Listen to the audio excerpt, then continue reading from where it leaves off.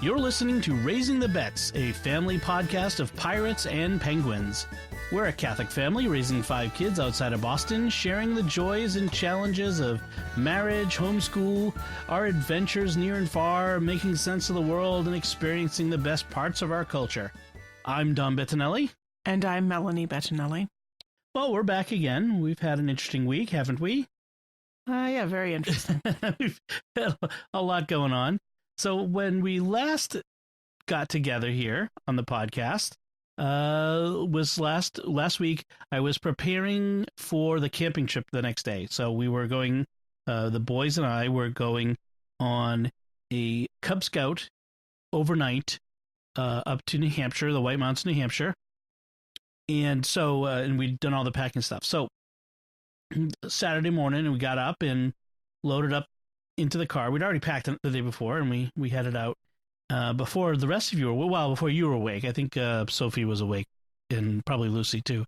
Yeah, I'm not an early riser. No, but it was so not a morning person. I think it was like 6:30 we left, I think, and it's like a 2.5 hour drive. Plus, I had to stop, make sure we had gas and all that sort of stuff. And I took the van, and we got up to Clark's Trading Post, which where we would spend the day, and then at the end of the day, we would, with the pack, they had a scouting day where they had, special deal for scouts, for different, all different troops. And then there was a special program put on by the U.S. Forest Service Rangers for scouts. So I'll talk about that in a second. But, so we were going to spend the day there. Then we would move to the campground where we were going to camp overnight, go back there, and then get up Sunday morning, and we're supposed to go for a hike, and then after that we'd drive home. So Clark's is one of those interesting sorts of places near where you have lots of vacationing, right? So New Hampshire has places like, you've heard of Santa's Village, right, Melanie? I've heard of it. I've never been to any of these places. I've never been to Santa's Village before either, but apparently it's bigger. So Clark's is this kind of funny, it's called Clark's Trading Post, and it's this funny place where, how do I describe it? So years ago, like 60 years ago, it was literally a store. It was a trading post along the highway north into the mountains and beyond into Canada. And it was run by the Clark family, who were apparently adventurer types. I remember seeing something when we were there about how the mom back in the 50s was the first woman to summit Mount Washington on a sled dog team. I mean, this is, that sort of thing. Very impressive. Yeah. And so it became a stop on the highway for people as they were traveling through. And so as time went on, they kept adding things for people to see and do there. So they had this, people wanted to see the famous sled dogs, and then they had the dogs doing tricks. And then after a while, for whatever reason, I think they stopped doing sled dog stuff, and they got bears. And so they have trained bears there now. So they had a bear show, which was kind of fun. The boys loved it. And then they've added a couple of rides, but it's kind of this strange thing. There's a train that goes like a mile into the woods and back, just a straight stretch of track. But it's kind of themed. They have the Wolfman, like a narrow gauge railroad. I don't even think it's a narrow gauge. I think it's just like a regular old steam train. Okay. And they have this character, this guy who plays the Wolfman, who lives in the woods, who doesn't like people coming onto his land, into his forest, and so he threatens the train and pretends to try to blow it up, and it's all very comedy and funny. And they have the conductor has the kids yell at him to scram, you old goat, and all kinds of funny things. And he's got a comical pretend bomb that it's like sparkles and fireworks and sort of thing. It's very campy and very, it sounds very Looney Tunes. Yes, it's very Looney Tunes, and he's got like this motorized high-speed like tractor converted thing that he drives and up and down along the track to chase the train, and so it's amusing for the kids. for the kids. And then they have a big water flume ride, you ride a raft down through the twisty turny water thing. And they have like bumper boats, and they have a Segway little park where the kids can ride the Segway in circles. And what else do they have? I mean, rock climbing. Oh, and then they had like a rock climbing tower, like where they can, they go right up. It was a pretty tall tower, and the boys loved that. They went up and down that several times each, and that's about it. I mean, there isn't a whole lot more. There's some shops they have, and then they have like antique stuff, like old cars and just old like junk. Like, look at all these old toasters from 100 years ago, 80 years ago. I mean, it's antiques. Like, I mean, I get it's an antique, but I'm like, it's just like these rooms full of antiques. Old swords and muskets and things. They were selling them, or no, just on display. On display. Hey, look at these ancient things, kids. Ooh, look, old stuff. Old stuff. It was just piles of old stuff. So, so on the one hand, it's $24 per person to get in, which this is a constant issue for us. Is every time we go anywhere with our family of 7, everything is ridiculously expensive. Which is why, even though the rest of the family was invited, we chose to make this just a boys' day out. Right. The whole family could have gone, but because of the expense, would have been, plus that plus the camping cost would have been ridiculous. So yeah. So on the one hand, the entrance was expensive, but one thing that surprised me was there was no other costs to do things inside. There are no rides or extra shows or anything like that cost more. I think there was like an extra, like a Segway safari into the woods. That might have been the only other thing you could buy extra. So that was nice. But also, like, even things like food and drink in the place or toys or stuff you could buy in the trading post was fairly, like, it wasn't cheap, but they weren't gouging you like most vacation places do. I have to say. I was pleasantly surprised by that. So, all that said, I'm not sure I would ever go again. I mean, there's a few things to do, and if they wouldn't have the scout thing, I don't understand, to excuse the pun, the attraction. If there's a place with lots of rides and lots of stuff to do, but this was it was kind of small. I mean, it was nice, it was well kept, it wasn't cheesy, well, it was cheesy. It wasn't run down or anything. It was, but it was just, I don't know. I just didn't, I guess I didn't get it. Anyway. One of the things I did was I let the boys, they brought their money with them, their own money, and we went into the trading post, and I let them each buy a couple things. So Anthony got a stuffed bear, like one of the trained bears. A cute little black bear. Yeah, and Ben got a tank, which was, by the way, he didn't realize when he picked it out that if you press a button, it makes shooting noises. And the very first thing he said was, "Oh, we got to take the batteries out. I don't like that." I am very much in favor of taking the batteries out. We have trained them well to the no shooty, bangy, loud, noisy toys. Yeah, that's the first thing we ever do when anyone ever gives them one is we take the batteries out. So they both. But then the other thing they bought were wooden, like, muskets. Anthony's got a musket, bright green piece of wood with a little pipe on it, clacky. You pull the trigger and the thing clacks. Musket. Ben got one that was a pistol, a flintlock pistol. And now I knew that it could be a sensitive issue, so I told them that they had to leave them in the car, that not to take them out. So put a pin in that one. End of the day, we get ice cream. Then we go back to the campsite at Russell Pond Campground. Now, this was a pretty primitive campground. Now, there were bathrooms with, electricity and plumbing. So that was good. So not really primitive. Not really. I mean, I've been in even more primitive campgrounds than that. But it had hot water, which is good. But there was like campsites. That's it. In the bathrooms. But there was no, like, playground or anything else to do at the campground except camp. Like, set up your tent. And so we set up our tent, which, when it's just me and the boys, we only have big tents because we have a big family. And so setting up the tents was just me and the 10-year-old, because the 8-year-old is, off running around, can't focus. Probably more harm than good. It's difficult, to say the least. We did it. We got it up. So, and we put my cot in. It fit pretty well. The three of us with my cot worked out. With the seven of us, I can't use the cot, but with just the three of us, it worked out. And we had the whole pack was there camping together. And so we did all the food in common and all the stuff and overnight. And, it's tricky camping with a bunch of Cub Scouts. Boy Scouts is different.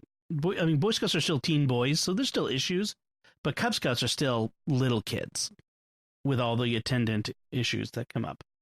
So running around crazy, running into the woods, come back here, get out of the woods. They come back into the campsite and then go out the other side and back into the woods. We had issues of kids throwing rocks. Somebody brought an iPad, which was a frustrating, to bring, stuff like that. And at one point, Anthony got his musket out of the car, even though I told him not to. But nobody else seemed to object, and they were having fun, and he was having fun with the other kids, and nobody said anything, so I thought it was fine. So the next morning, we get up, and we're packing up. So, when I'm camping, I get up like at 4:30. I just can't help it. It's light out in the summer. The birds are making a lot of noise. I just can't sleep anymore. So it's like I'm up 4:30 in the morning when we're camping. It's just crazy early. And we get some breakfast. It was just simple, like juice and muffins sort of breakfast. And I'm taking the tent down with Ben, and Anthony's running around, and I hear somebody yelling at Anthony. I'm like, oh, what did Anthony do now? Like he's probably ran into the street, when there's a car coming or something. Like, and so I don't have any problem with that. With yelling at him to if he's doing something wrong. And then, so now I'm over by the van, putting the tent in the back when one of the leaders comes up and wants to talk to me. And I don't want to get into all the details, but the way the leader dealt with this issue was, I thought, inappropriate and over the top. The way that he spoke to me, and it got heated.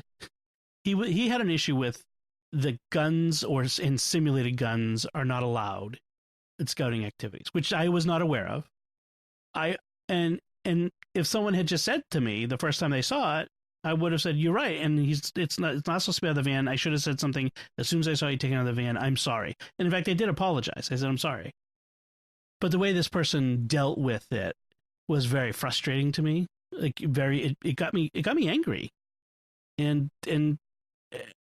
it was the way that this person approached me was inappropriate, and what they said to me was inappropriate. And I was like, it kind of ruined the weekend for me.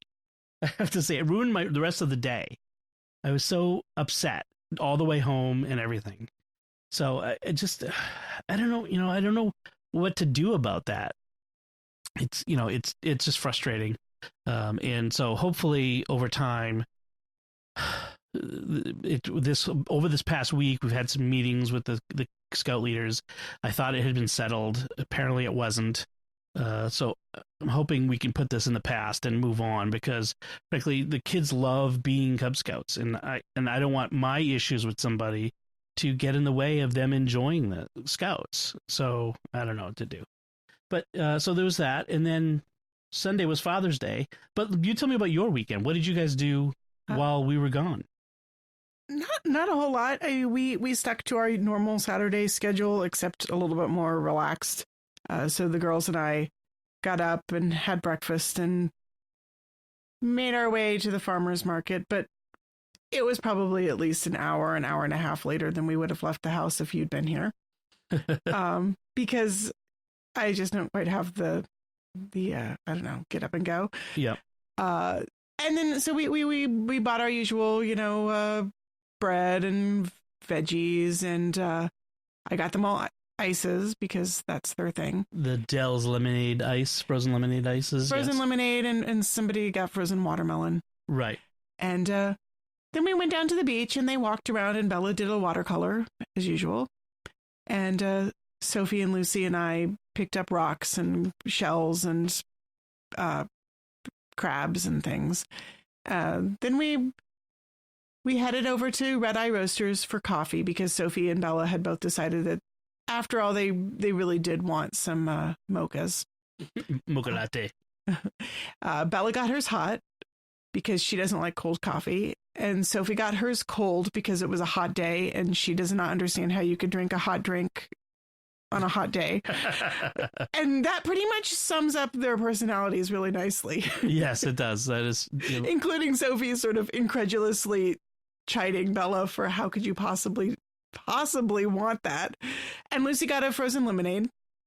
Not a frozen lemonade, just a fresh squeezed lemonade. So she actually had 2 lemonades, the frozen one at the farmer's market and a fresh squeezed one.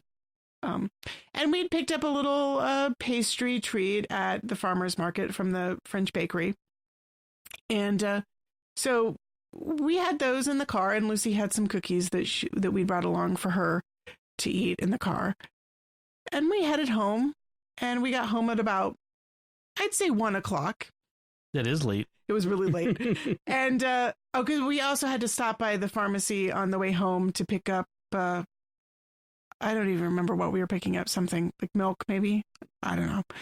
And so then we got home and we all had like a very late lunch, which they were sort of hungry, but after all the sweet things, they were sort of not hungry. And the girls all took their showers.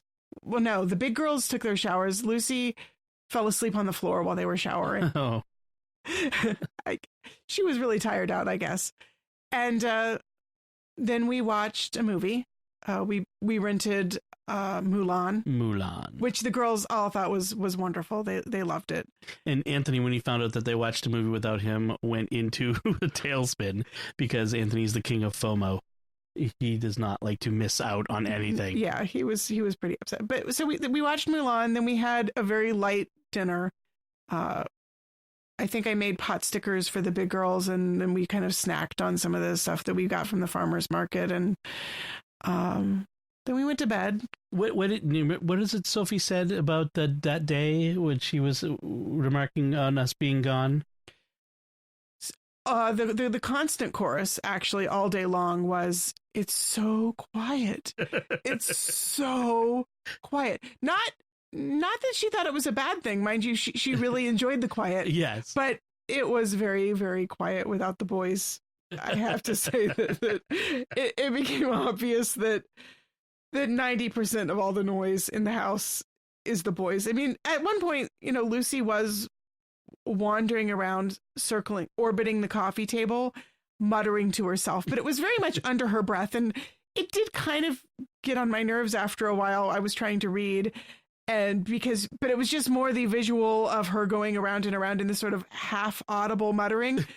But again, half audible, which is right. Very different from the screeching and screaming and sort of noises that are kind of a simulated chorus. Weapons fire and simulated engines and simulated like screeching wheels, everything mechanical. Yeah. Did you know land speeders screech where they take corners? I didn't know that. Apparently they do. They do. Yes. So it was quiet, and we got up and we got to mass on time, amazingly enough. Amazing. I was proud of myself. Very good. And then we got home and we did not have pancakes. If I'm not here to make pancakes, it ain't happening. Right. So we had muffins instead.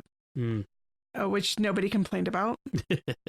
And and then you guys eventually... We got home around 2-ish? Was it even that late? Maybe even earlier than that. I thought it was more like 11-ish. Really? No, it wasn't. Might have been that early. Yeah, we had to cancel our planned hike that morning because that particular leader left in a huff and decided not to lead the hike. So we did leave right away. And then I found the nearest Dunkin' Donuts to get some coffee, because very important. Even in the backwoods of northern New Hampshire, the White Mountains, there's a Dunkin' Donuts somewhere. It's New England. There's always a Dunkin' Donuts. I stood behind 3 bears and a woodchuck to get my coffee. So then you guys came home and we sent the boys to the showers to clean up. Oh yes, they needed it. And me and you too. Yeah. And then you guys... We went to Last Chance Mass at the parish around the corner where they have the really awful 70s music for hymns. Although they actually, because it was the feast of Holy Trinity, there was actually They actually sang some decent hymns this time. They had, in fact, one of my favorites, "How Great Thou Art." I was like, this is awesome. Always nice. Yes. And then we came home to a wonderful surprise because Sunday was, of course, Father's Day. And a wonderful surprise. We came home. We walked in the door. The living room was spotless, immaculate. The girls did an amazing job pitching in and tidying up. Yes, that it never happens before dinner.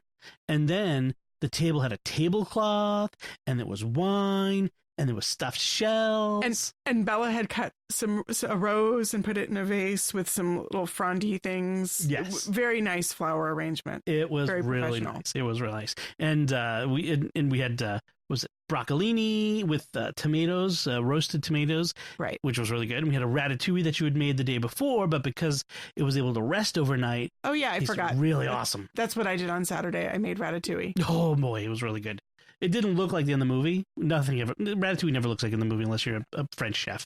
But it tasted really good. I'm pretty proud of my ratatouille, I have to say. Yep. And the kids got me a Darth Vader Father's Day card. Yeah, when we stopped at the pharmacy, Bella spied a Darth Vader card, which of course then we had to buy.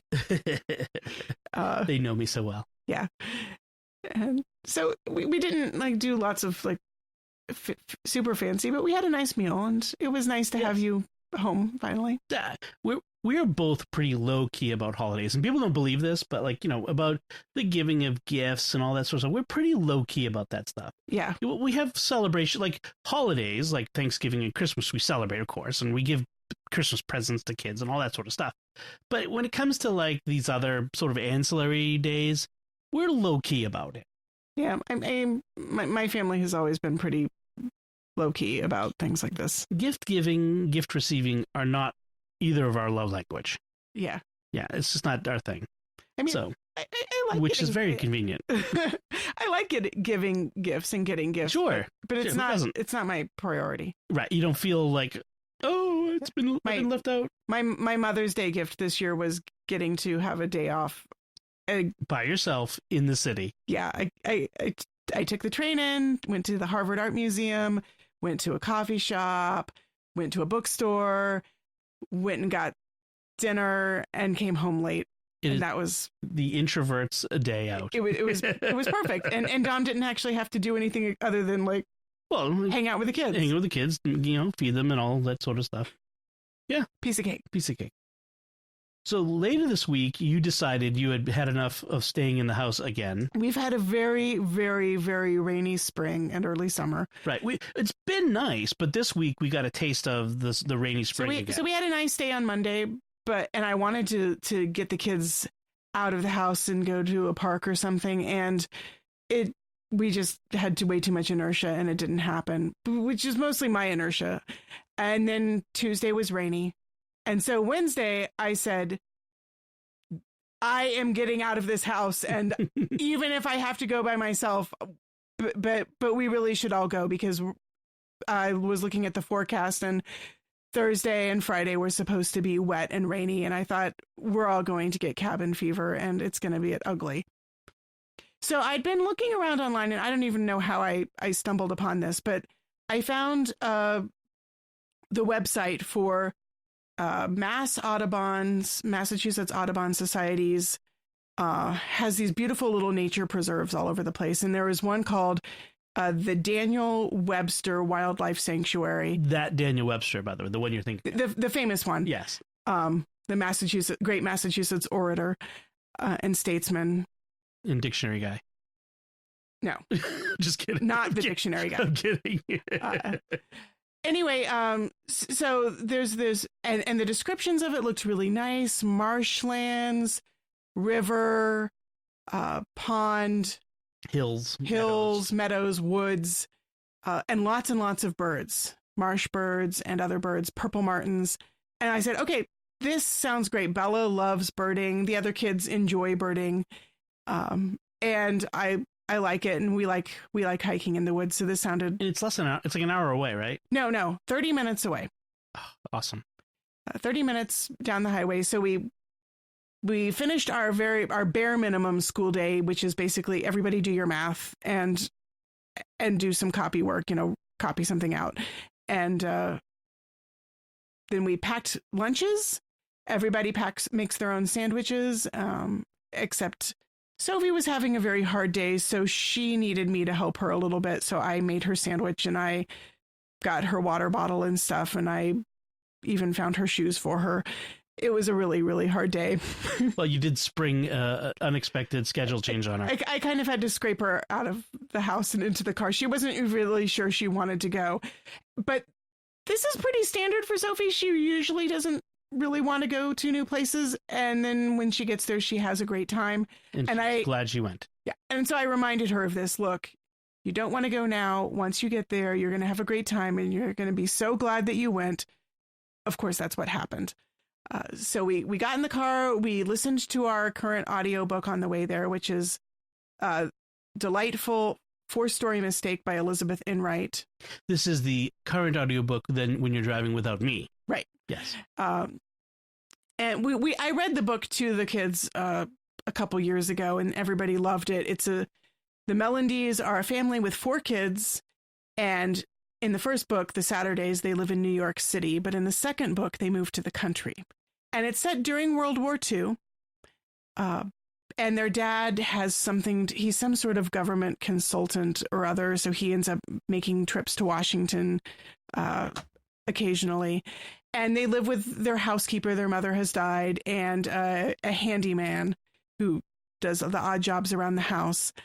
And these 4 kids wander around. They have great adventures, not big adventures, but the kinds of adventures like getting new bikes and having bike crashes and finding sleds and riding them and that sort of fun kid stuff. Normal kid adventures. Yeah.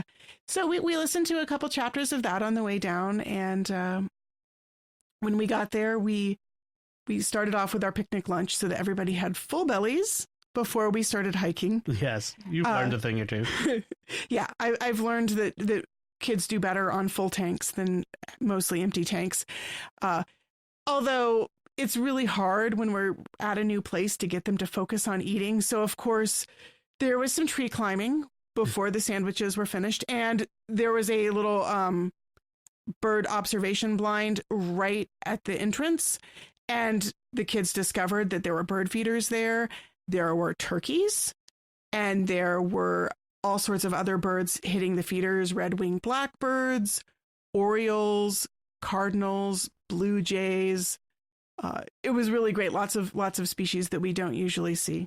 And so when you guys finished lunch, you hiked down the trails, so there was through woods. So you start off in big fields, and they've got basically mowed trails, but they leave the grass really tall on either side, and they explain that you have to stay on the trails because there are bobolinks nesting in the high grasses. Bobolinks? What's a bobolink? They're related to red-winged blackbirds and thrushes. They're a small black bird with a very yellow patch on the nape of its neck and white patches on its back and wings. Very attractive, and they have a beautiful song. So we've never seen them before. This was a totally new species for me. And on our way back to the car, suddenly Bella and I heard this beautiful bird song. I said, "What on earth is that?" And we saw these birds flying up out of the grasses, blackbirds with these white patches and yellow patches. And I thought, I've never seen that before. It's not a red-winged blackbird. And we couldn't find it in our bird book while we were walking, but after we got home, we made the identification and realized they were the bobolinks that we'd read about in the guidebook. Ooh, cool. So very cool. And then you also saw they had a barn for swallow nests? Actually, it was an observation blind, another one. They had these little wooden huts, cabins with windows. And so you go in and you're kind of hidden from the birds so that you can observe them. And this particular one was looking out onto a swampland. But as soon as we walked in, we heard this rustling and we looked up, and there were barn swallow nests up in the rafters, I think about 5 nests. And so as we sat there, I said, okay, be very still and be very quiet, because these mama and daddy birds want to come in and feed their babies. And we could look up into the nests and see the little yellow beaks of the babies sticking out. And so as we sat there, these parents, some of the parents were very nervous, and they kind of would would fly at the window and then veer off as soon as they saw us, and then go like sit on a branch over the water and kind of twitter like, can you believe these people? What are these people doing there? Why are they in our way? But then some of them, they started to come in and feed the babies. And so we could see the parents flying up into the rafters and perching at the edge of these nests and popping food into the baby mouth. It was really cool. Sophie could have said she could have stayed there all day. And I think Bella could have too. The younger ones, after a while, got a little bit restless. Bored. although they all were all very excited to see these swallows. Right. But once they've seen the baby swallows for a little bit, they're ready to go see what's new. And Sophie was blessed by one of the swallows. So on our way out, we had to pick some leaves and wipe her foot off. Blessed is a nice way to put it. Yes. Well, in some places, it's considered good luck to have birds poop on you. Well, okay. I've had very lucky cars in the city. So we also saw an Oriole nest, which was really cool. It's like almost a basket sort of thing that they weave in between branches. And it was hanging down really low at my eye level, which was a little bit high for the kids, but I kind of picked them up so they could look at it. And when I pulled the branch down just a wee bit and peeked inside, I saw the little babies. And we're pretty sure it was an Oriole nest because both the mama and the daddy were hopping around in the tree above us, squawking at us. They were not happy with us being close to the nest. And so after we all had a little peek, we hurried away so that the parents could feed the babies. And we saw them darting down and checking on the babies in the nest and giving them food, it was really cool. That is pretty cool. So a long hike back and forth, and it sounded like it was a successful day in a nice outing. Yeah, there were a few more trails that we didn't get to explore because by the end, Sophie was getting overheated. She tends to be. She overheats. Yeah, she does. She's always been that way. And she was tired. Her legs hurt. Anthony was hot and tired, and so I divvied out the snacks at the sort of the furthest point we'd got to. We all had some goldfish and some snacky things. Yeah. Snap pea crisps, I think. And we hiked back to the car. When we got back to the car, we all shared out some gummy bears and then we drove back home.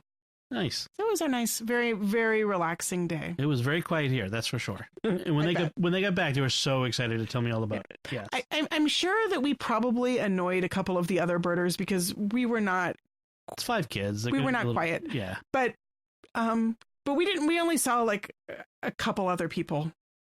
Mostly, we were just alone in the woods, in the fields, and it was beautiful.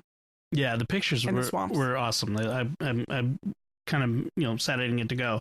But yeah, they looked beautiful. A nice little place nearby. Cool. So I mean, what else have we done? I think it's pretty much it. I mean, like we said, it's been raining, so we haven't had a chance to get out and do much else other than that. Yeah, today we did the grocery shopping and we stopped by the library and got some books. And this weekend we get the Scout crossover ceremony, so it's the end of the year ceremony where the kids get their final awards for the year and they rank badges as they cross over to the next level. So Anthony's a wolf and he'll become a bear, and Ben is a Weebelo and he'll be in the Order of Light and all that sort of stuff. So we're doing that this weekend. So I'm looking forward to that. So we often talk about what we've been eating, just as an idea of what's cooking. And we talked about Father's Day and the stuffed shells and all that, which was really good. And we even got, Anthony to try the stuffed shells? He usually doesn't eat them. He doesn't like cheese. And, but he did try it and he liked it. Yeah, I make plain pasta along with the stuffed shells just because the boys aren't usually big fans of baked pasta. Pastas. Yeah. But they're slowly trying new things, and sometimes they even like them. Yeah. It's my hope that they come along. It would be a great disappointment to me. So on Monday, it was like we said, it was a good weather day, so we were able to grill. So we'd been grilling so much up to that point, but we just, because of the weather, we haven't been able to grill much this week. So I did Italian sausages on the grill, always a treat. Although we didn't get to have the peppers and onions. I promised peppers and onions, and then I totally blanked and forgot it. Yeah. But we had ratatouille, which has peppers and onions in it, so, kind of. It's sort of the French version of that. Right. Which is not the same thing at all. So then it was multicultural. Yes. On Tuesday, we had Instant Pot shredded pork loin or shoulder? But tenderloin. So, okay, so tell me about this. This is a genius recipe because it is a chameleon dinner. It can become anything. I love pulled pork in the Instant Pot, especially because normally if you do pulled pork in the crock pot, you have to cook it for like 6 to 8 hours. And so you have to remember first thing in the morning. And I am really bad. I'm not a morning person, and I'm really bad at trying to remember dinner. Crockpot dinners just aren't going to happen with you. I've successfully made crockpot dinners maybe like half a dozen times, and that's about it. But my Instant Pot, I can pull the piece of meat frozen solid out of the freezer and put it in like 2 hours before dinner, and it cooks up nice and tender and falling apart. What do you put in the pot with the tenderloin, with the pork loin? It really, I am never consistent any 2 times in a row. This time what I did was very, very simple because I was in a very big hurry. So I had half an onion in the refrigerator. I just sliced it really quickly and I threw that in the pot and I salted the meat. And then we had a bottle of cola syrup. Someone had given us years ago a bottle of cola syrup from the Vermont country store as a stomach ache recipe for the kids. It was supposed to be like a remedy for the kids. Medicinal home remedy sort of thing. Which we never use because it's dumb. But anyway, not really my style. If the kids have a stomach ache, I'm turning to something else usually. Yes. But Dom looked at it and said, "Should we throw this away?" And I'm kind of... Because it's been sitting on the shelf for like 3 years. Right. And I'm like, well, I don't know. Well, it did occur to me that people did put Coca-Cola in with meat, like hams and things. And because we just had this conversation looking at this dusty old bottle, when it came time to season my pulled pork, I said, well, let's try it. Why not? So I poured about a third of the bottle onto the meat, and then I added a little bit of water, and that was all the seasoning I did. I put it in the Instant Pot for maybe an hour and a half.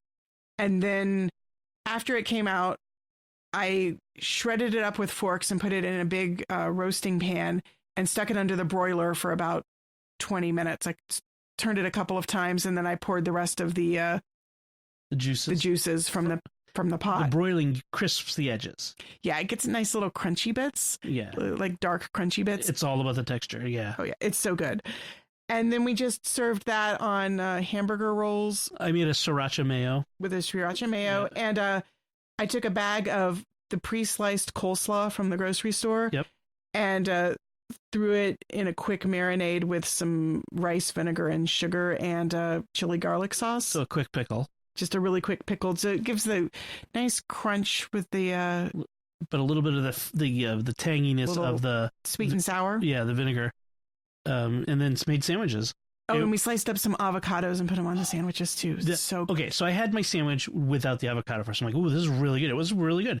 Then I put the avocado on. Oh my gosh. It was like, boom, over the top. It was that much. Just the texture, the richness on top of all of that was so mind-blowingly good. It was awesome. And then we got another couple meals out of the pulled pork because the next day you come in like, what do we make for dinner? I don't know what to make. We ended up having pulled pork sandwiches for lunches. Yes. Sophie and I actually took pulled pork sandwiches to our field trip day.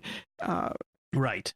And then the next night, it was one of those nights I was tired because we'd been on this field trip and I didn't feel like cooking. It was the day before the shopping. The refrigerator was almost empty. I had some frozen ground beef that I really didn't want to do anything with. And then we had this leftover pulled pork. Wait, this was the day you got back from the bird sanctuary, right? Right. Because you'd been out all day. So my idea was quesadillas. Quesadillas are perfect last minute cheese quesadilla we had leftover chicken from a few days before, before the weekend. It was still good. Like Saturday or something? No. Well, no, it would have been Friday. No, Thursday? not Friday. Thursday. It was but it was still good. You know, Yeah. I'm not. It was fine. And so chicken, the pork, and then cheese for those who do not like either. I made fresh salsa. Yeah, Ben and Bella had cheese quesadillas. Anthony had chicken and pork quesadilla. I said, "Do you want chicken or pork?" And he said, "Can I have both?" And I said, "Sure, buddy, you can have both." And he was happy as a clam. And then in ours, we put pickle sliced jalapenos, which were really good. Yeah, sliced pickled jalapenos, the best. Yeah. Did I not say that? I said the opposite, pickle sliced. You said sliced pickle, but anyway, tomato. So really good, simple, quick, fast. So that was good. And then Thursday night it was chicken stir fry. Yep. Which is always very good. The sauce was really good this time. So you make the sauce from scratch every time. Yeah, because of Lucy's allergy issues, it's really hard to buy pre-bottled sauces. They all have cornstarch and gluten and all sorts of stuff that she can't. And we have to have the sauce that's no wheat in it, no gluten, and then we can't use cornstarch and all that sort of stuff. So we just.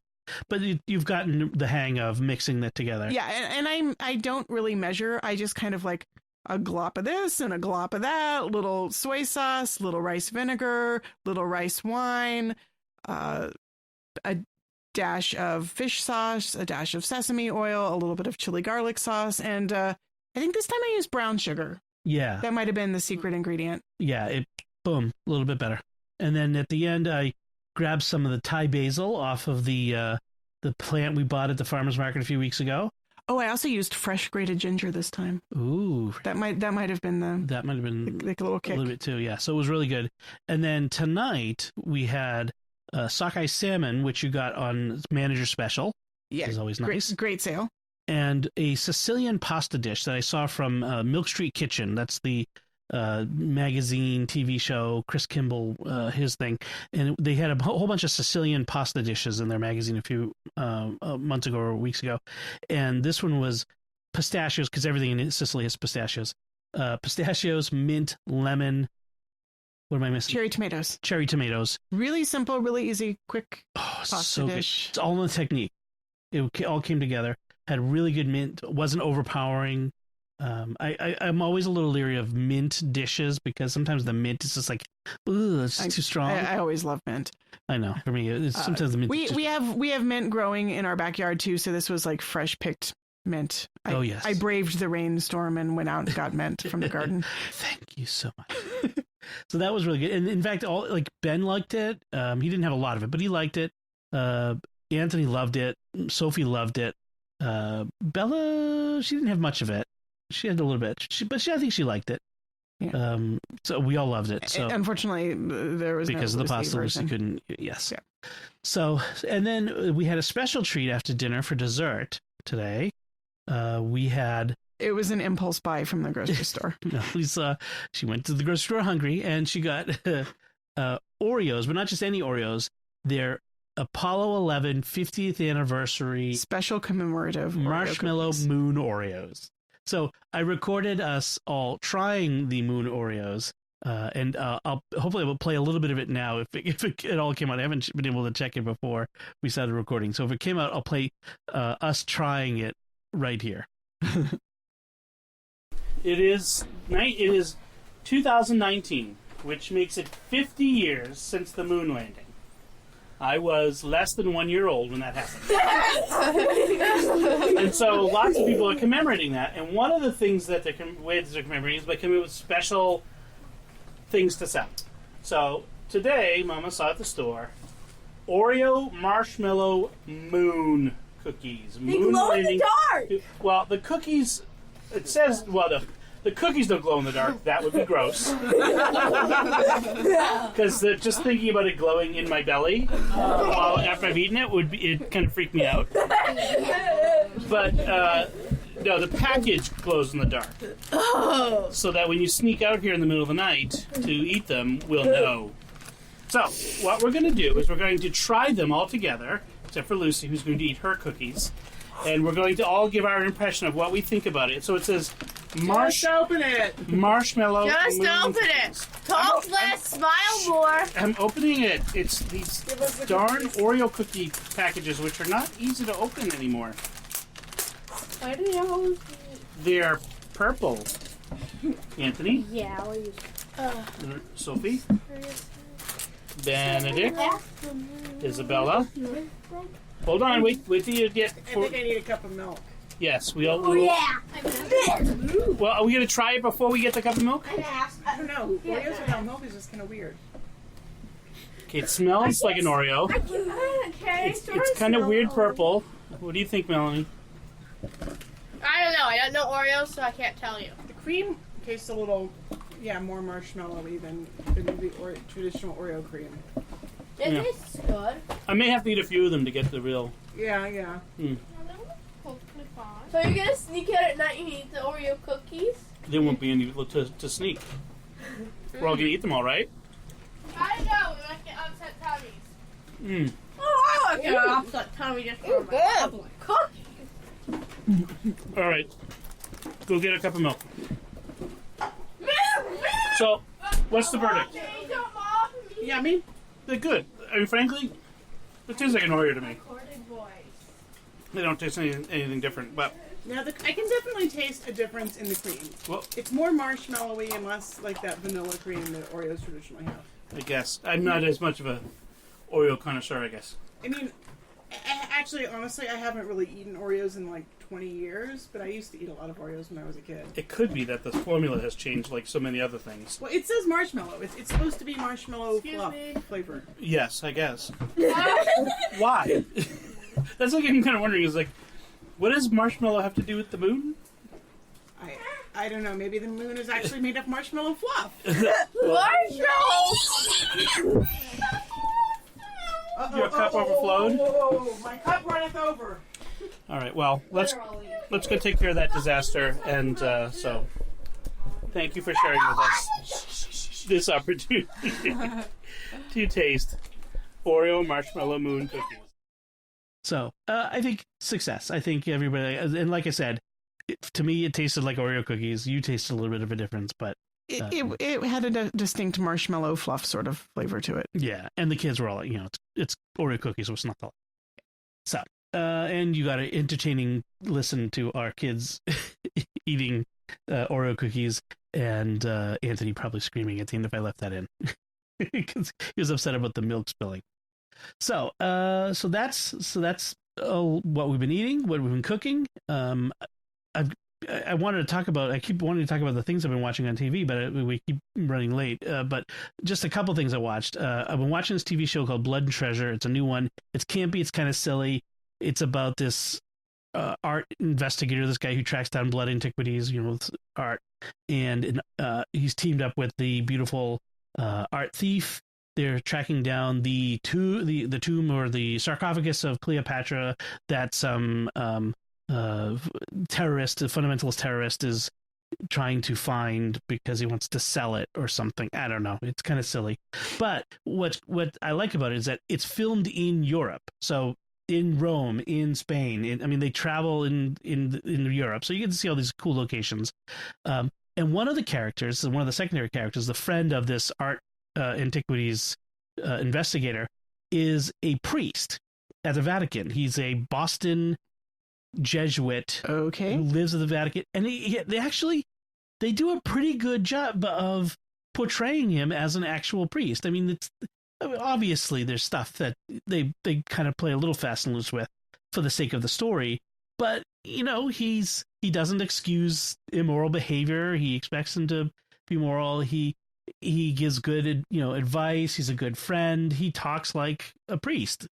There was actually I was watching the episode before we started recording, and it was this funny thing where he's talking about he's up early in the morning. It's like his friend is up and awake and doing his research for looking for the thing, and he's like, "Oh, what are you doing up so early? Oh, I have to go. I have an early mass, but I got confessions first." And this friend's like, "Who goes to confession at the crack of dawn?" It's like, "Old ladies. They move in packs." I'd be like, that actually, someone knows what they're talking about. That actually sounds about right. Sounds possible.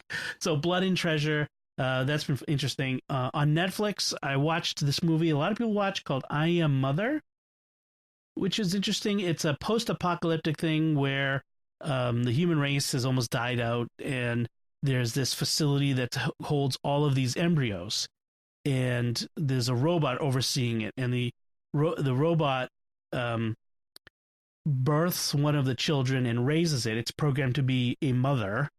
So this interesting idea of can a robot be a mother, but it raises this child, and it's trying to it's supposed to be waiting until the world is ready. There's obviously some twists and turns, but one of the interesting things is how they show the embryos. They are even as we have like Netflix saying that George's heartbeat bill, where you can't have an abortion after the heart starts beating in an unborn child. In Netflix, well, I don't know if we can make our movies in Georgia anymore because of this, all that nonsense. Even though they said that, they show an embryo with a heartbeat the first 3 minutes of the movie, and I'm like, do you realize what you guys are doing? You're proving the point. That is a human being with a heartbeat, not just electrical impulses. It's a heartbeat. I thought that was interesting. The movie, a little dramatic irony there. Yes, a little bit. The movie itself was okay. The drama, I mean, I saw it coming. I usually do anyway, but you always do. Yeah, but the young actress who plays the girl did a good job. I don't think I looked her up. I don't think she's really done anything before. She was pretty good. The premise was interesting. And then it was who is the actress? Not Tilda Swinton. I always mix her up. Oh, the other one who was in the boxing Clint Eastwood movie, $1 Million Baby. Oh, what is her name? I cannot remember. Hilary Swank. Swank, yes, Hilary Swank. Thank you. She was in it as well, and so it was interesting. I'm not sure I would give it 5 stars. I might give it 3 stars. Okay. So, Murder Mystery on Netflix is a comedy starring Adam Sandler and Jennifer Aniston. Apparently, it's huge. Like, it's the most streamed movie ever on Netflix. Like, original Netflix. People loved it last weekend. It was like 30 million streams, or I don't know if that's like, what is that compared to box office? Like, what is that money? Like, I don't know.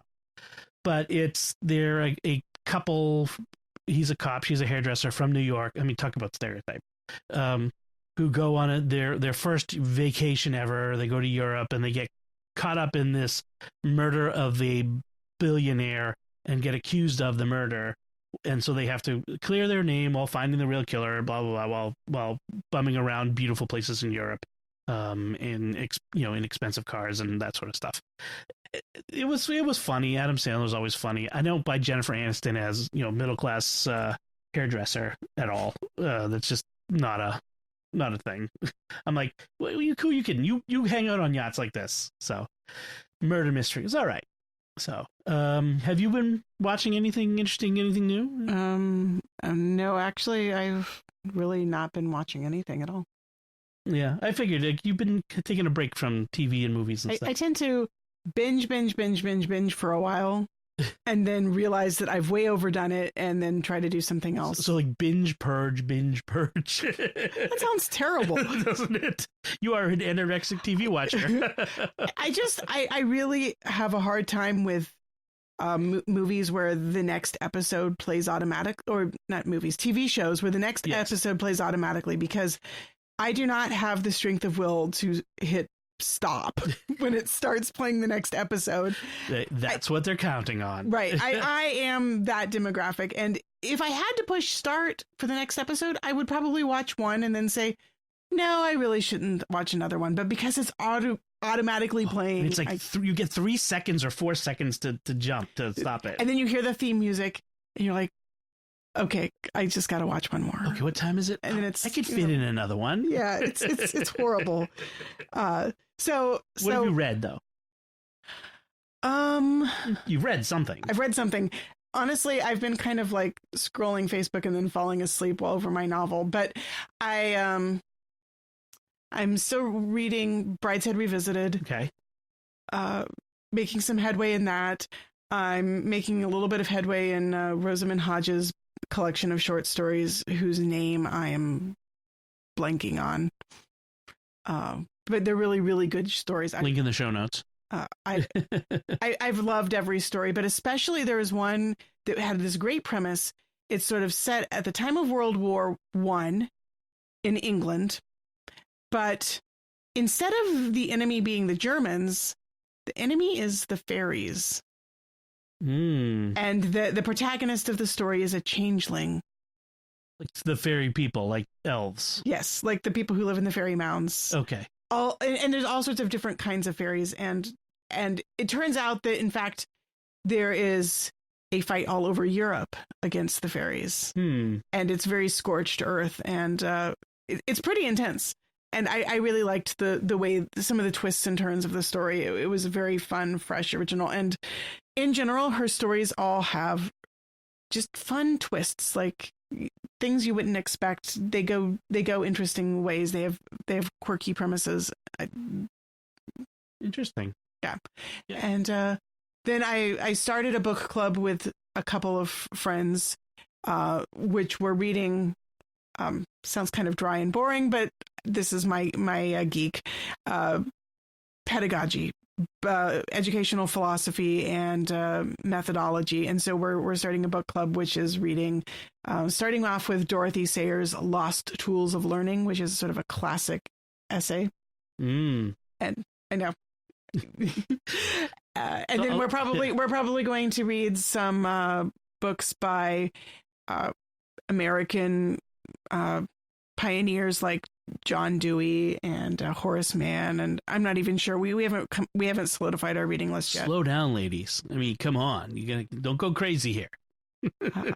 But this is shades of pedagogy here. This is what homeschool moms do for fun in the summertime, I guess. Yeah, crazy homeschool moms. So we were going to talk about this week a topic that we were talking about early this week. Came up that our local convenience store down the street closed. They're turning it into a gas station. It was just a small convenience store earlier. Closed for renovation, right? Not closed. And they're going to put in gas pumps and expand the store and turn it into a bigger thing. And that got us talking about how much of an inconvenience it is, because we live in a subdivision that was built in the 50s, and there's no other store here. We have to go a mile down the road to the center of town, to the big chain pharmacy, Walgreens, if we want to buy milk or stuff like that. And it's not that like a mile is that far. It's just that because our town has two main streets, there's always a lot of traffic. The main intersect, and they're both state routes. So the main town square area is usually built up, and it's really not that. It's not that big a deal, except that we're used to having a convenience store where you don't have to go into the downtown traffic. But we've talked about for years that most neighborhoods even in small cities, like when we used to live in Salem, they lack the character of that they used to, where they would have small stores that provided the basics, groceries, milk, the butcher, that sort of stuff. There aren't those small stores anymore in neighborhoods where you could just walk down and get things. And we're expected, if you need groceries, you get in your car and you drive to the grocery store. You drive to the place. We've become a driving culture. And so we were talking about what makes a good, livable neighborhood. What makes a neighborhood into a livable community. And so that was one of the things we talked about, right? I mean, so we live it's a subdivision of all ranch houses that were all built around the same time, a couple hundred of them, in interconnecting circular roads. And so what would be really great is if we had, so we when Clerks is open, they have milk and bread and like what are the other things they have, like the usual. They're kind of your typical convenience store, but with wine and beer too. And if you need your vaping supplies or a bong. They've got that. Yeah. Unfortunately, it's the nature of where we live nowadays. Or your lottery tickets. That's the other thing. Lots and lots of lottery tickets. So there's that. Okay, they've got that covered. But what other things would be? It would be nice to have a greengrocer, like somebody where you could go and get, vegetables, salad greens, produce, fruit. A small place. It doesn't like that wasn't, it doesn't have to be a supermarket, just a place to go and get vegetables. I would kill for a decent butcher. Like a guy, like when I was a kid, there was a butcher in Norwood, which is the next town over from Canton, where I grew up. And we would go there maybe once a month, and my mom would pick out a big primal, a big hunk of meat, okay, beef. And she'd say, okay, this much, and she'd point, boom, boom, boom, boom, steaks, this thick, and she'd show them. Okay, then this, I want you to make into a couple roasts, and then this into, I don't know, steak tips or something, and then the rest of that, ground beef. Yeah, see, I think it wasn't like a local butcher, but I seem to recall my parents buying like half a cow at a time. Well, you live in Texas. Yeah, I think they had people maybe riding horses at the end of your street. No. But I think that they had somebody that they knew who they would occasionally go in with, and I do remember when I was a kid, when I was really little. Your dad lassoing? No.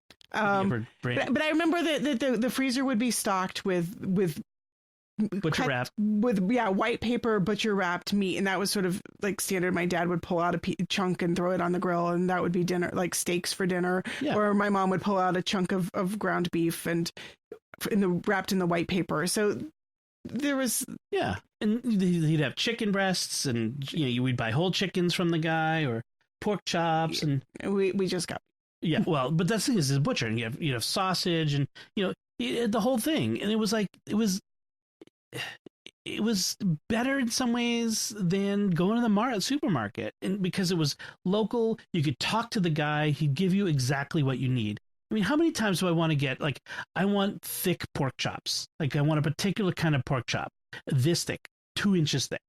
You could get it without having to jump through a hoop to get it. I mean, I'm sure you can go to the supermarket and ask for it, but you got to, call some guy from the back room to come out and do a special order for you. And it's just a hassle. Also not going to be the sale meat. It's not going to be cheap. Well, that's it. Well, and neither will a butcher, I suppose. That's the downside of these smaller stores. The thing is that we have 7 mouths to feed. Well, yeah. I mean, that's a whole another part of it. But the thing is, so there was a time when most people walked. They didn't drive places. People would have cars, perhaps, but they didn't drive. They walked to places, and that's how they got what they needed. And neighborhoods and communities were built in such a way to encourage that.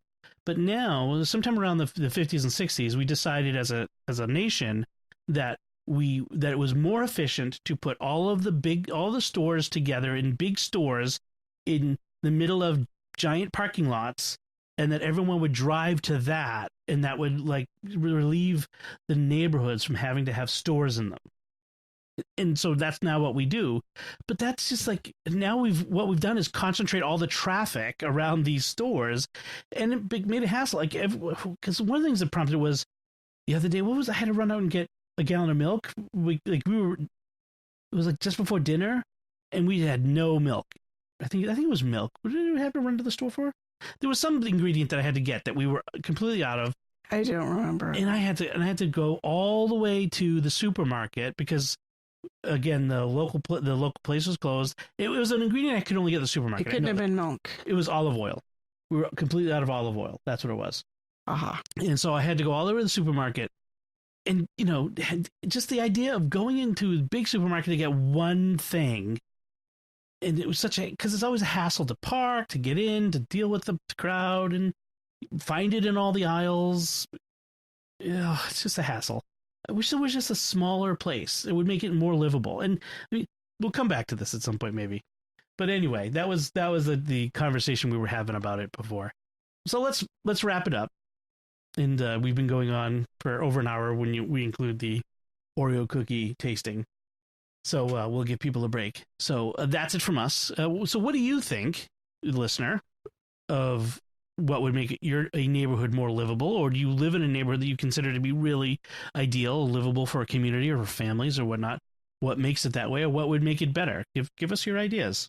You can let us know by visiting sqpn.com/bets, BETTS, or you could go to the SQPN Facebook page at facebook.com/StarQuestMedia, where the show will be posted, and you can comment there. Or you could send us an email to bets, BETTS, at sqpn.com. And we'll put relevant links for our discussion, anything like any of the books Melanie mentioned by Rosamund Hodge, that sort of thing. We'll put that in our show notes on sqpn.com. Please be sure, if you have not yet done so, if you're just listening by hitting the play button on the website, please subscribe to the show in Apple Podcasts, Google Play, Stitcher, TuneIn, your favorite podcast app, or on the SQPN YouTube channel, where you should hit the bell to get notifications when we post new episodes. And until next time, I'm Don Bettinelli. And I'm Melanie Bettinelli. Thank you for listening to Raising the Bets on StarQuest.